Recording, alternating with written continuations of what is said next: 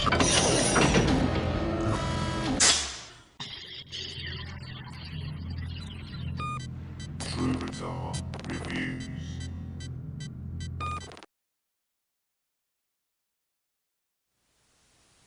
Hi, welcome to Troubadour's videos. Today we're going to take a close look at EVGA's new P67 For the Win Edition motherboard.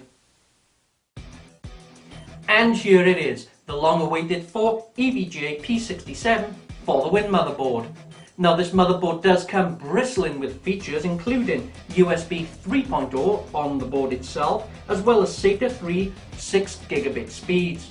The board is obviously based upon the P67 Express chipset and is designed for Intel socket 1155 CPUs. So what CPU would I use on this board? I'd probably go for Intel's Core i5 2500 or 2500K CPU, or the Core i7 2600 or 2600K CPU. Now this board also comes bristling with enthusiast features including SLI, 3-way SLI and even 3-way SLI plus physics. And what it doesn't show here is this board is also AMD compatible, so you can run some crazy Crossfire X configurations on this board. So let's get the P67 For the Win motherboard out of the box, check out the board itself and the accessories, and see exactly what this board is all about.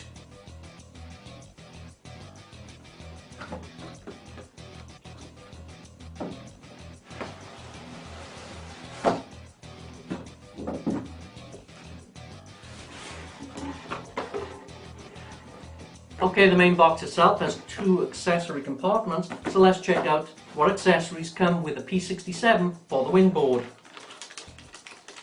Okay, we have an input-output fan. This looks to be about a 25mm fan. We also have an input-output shield. It appears that the fan sits on the top of the shield here to assist in heat evacuation from the case. Not quite sure exactly how much heat a 25mm fan will evacuate, but I'm sure it helps. We also have a USB 2.0 and Firewire expansion port for the back of your PC case. We also have a USB 3.0 expansion port for the back of your case and a onboard USB 3.0 connector. And in the last package we have two SATA 3 gig data cables, as well as a SATA Molex to SATA power connector. Let's check out the second accessory compartment. We have a 3-way SLI bridge,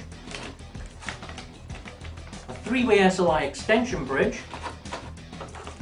a regular SLI bridge, and what appears to be some sleeved Molex to SATA power connectors and some SATA 6 gig data cables.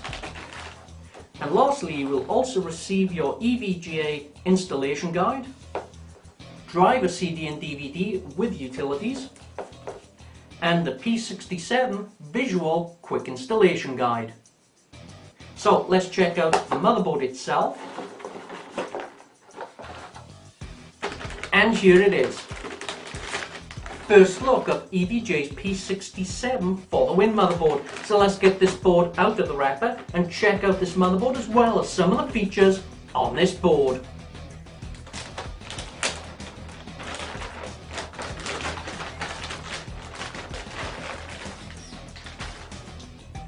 And here it is. Now this motherboard is an eATX or extended ATX form factor. One thing you immediately notice with this board is all the PCIe expansion slots. For some reason EVGA went with a totally passive cooling solution for this board, probably to keep the audio or the acoustic level down from all the cooling fans on the board itself. But be mindful, if you're going to buy this motherboard you will need a PC case with good airflow to cool these heat sinks. Now, if you're going to water cool, you don't get off so easily. You will still need a case with good airflow to cool the surrounding components, unless of course you're going to totally water cool this motherboard. So let's have a closer look at this board as well as some of the functionality that comes on EVGA's P67 For the Win board. If you're only using one graphics card in slot 2, which is an X8 X16 slot, a speed of X16 can be fully utilised on this board. However, if you wish to use 2 or more graphics cards, this will adjust the PCIe speed to X8 across all X8 X16 slots. To provide added power and stability across all PCI lanes or slots, EVGA have added a 4-pin Molex power connector. This is especially useful if you're going to be using SLI, 3-way SLI, or some absolutely bonkers raving mad 3-way SLI and physics combinations on this board.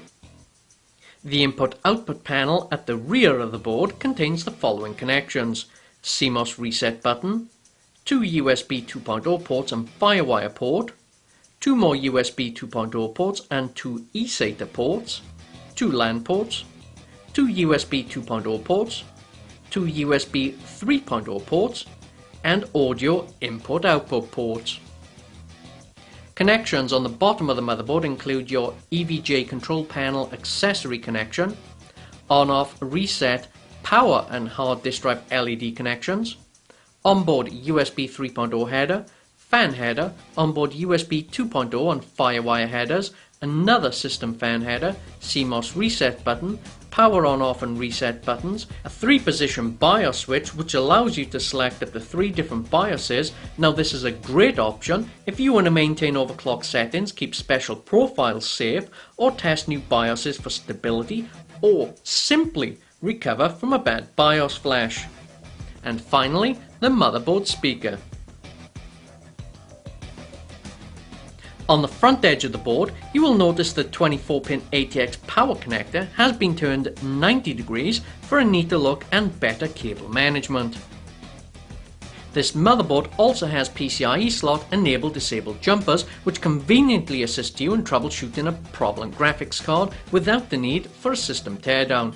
This is indeed a very useful function if all your graphics cards are water cooled and allows you the troubleshooting insight without the need to drain and tear down your cooling loop.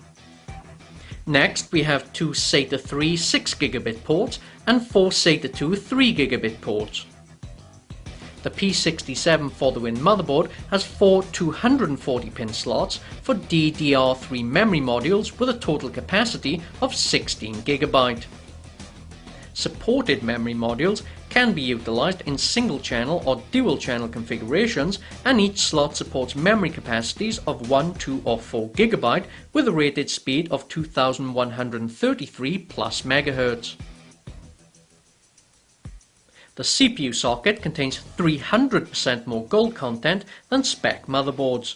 The added gold content to the CPU pins provides lower inductance and superior power delivery. To provide as much stable power as possible to the CPU, the P67 for the Win board features 2 8-pin ATX 12V power connections.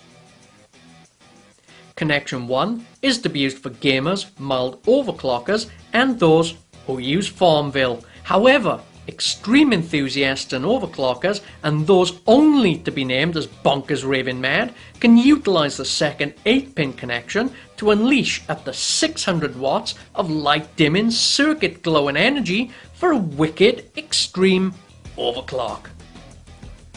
As an added feature, this board also has a compact flash port. This can utilize compact flash cards for additional data storage or scratch drives. And if you currently own an LGA 775 board and dread upgrading due to the amount you've already invested in CPU cooling solutions, EVGA have made the upgrade process far less painful. The P67 for the Win motherboard is compatible with CPU socket 1155, 1156 and also socket 775 cooling solutions.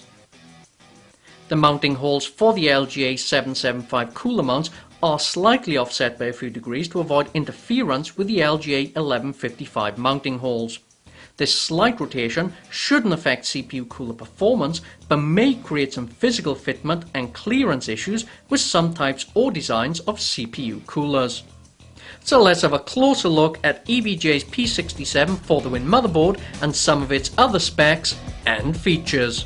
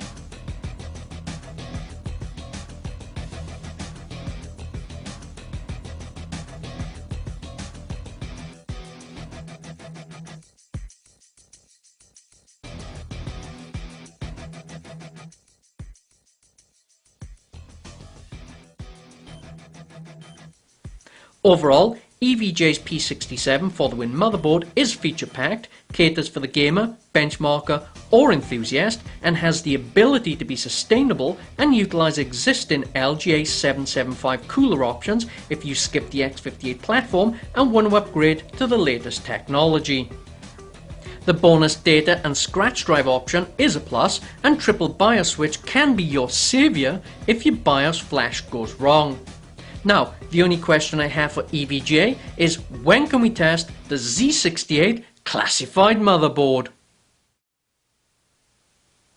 Thanks again for watching Troubadur's videos. I hope you enjoyed this video, and don't forget to follow us on Facebook, subscribe to us on YouTube, or even swing by our forums at www.troubadurforums.com, where only the true enthusiasts hang out.